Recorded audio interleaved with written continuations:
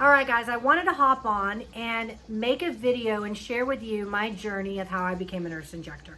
I have a lot of people always asking me, so how exactly did you get involved in the industry and how did you start your own business? Well, first of all, for those of you that do know me, then you know that I'm a big time entrepreneur and have always been an entrepreneur. Those of you that don't, I'm a big time entrepreneur. So I started my first business when I was 23, Urbane Scrubs, and sold that to Landau when I was 26. And then did direct sales for a good 10 years, and then found myself back at the bedside and really diving into this thing called injectables. And in 2013, I got Botox for the first time, and I asked my injector who could do this, and she said nurses. And in the state of Texas, estheticians can do it as well, underneath supervision of a medical doctor. And I was so fortunate to be able to shadow this particular colleague of mine, and was very fortunate to get introduced to what they say, it's not who you know, it's not what you know, it's who you know.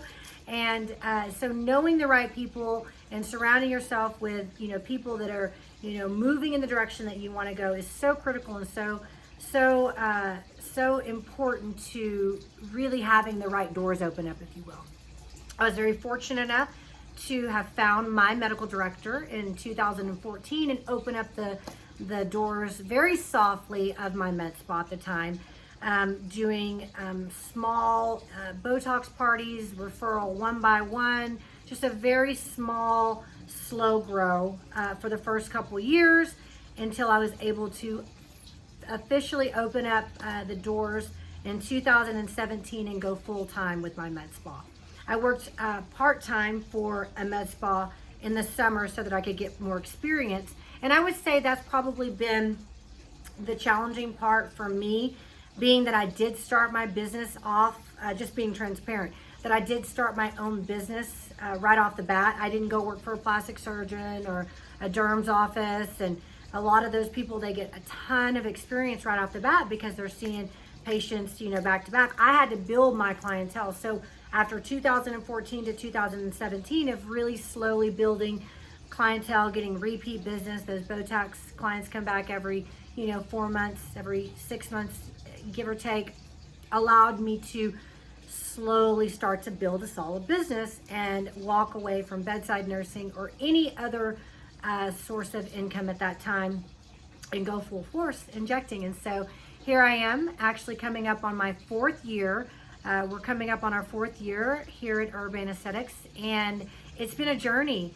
So how did I do it? Well, it was just a lot of sweat equity and grit, being vulnerable and really putting yourself in a position to learn, always being the student. I've taken multiple one-on-one trainings from master injectors in the area where I pay out of my pocket, bring the trainer into my office, and bring in models and I still do that. I'm doing that at least 2 to 3 times a year. I have had in the last probably 4 months 2 master injector trainers come into my office to train me on advanced techniques. So you never stop, the teacher never stops becoming the student either. We're always learning and always growing.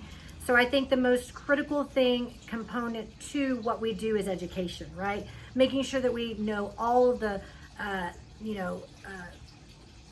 adverse events and outcomes and how to handle any adverse event or negative outcome is really, truly, critical component, knowing the facial anatomy and understanding the danger zones. There's so many different, key components to becoming a proficient nurse injector. So I would say if there's any advice that I have to those of you out there that are wanting to get started, just get started. You've now watched this video, you know me, you can get in my inbox, you can go to my website, you can fill out a request to get more information on how you can start with phase 1. We have 3 phases to the academy. So if you're interested and you want more information about that, you can go to our website as well as in our bio on Instagram. So I just really want you guys to know that it is an interesting industry on how you get started, because it's like, how do you get a job if you don't have experience, but yet everybody's only hiring people with experience? That's the biggest thing, and that's probably why I started my own business, right?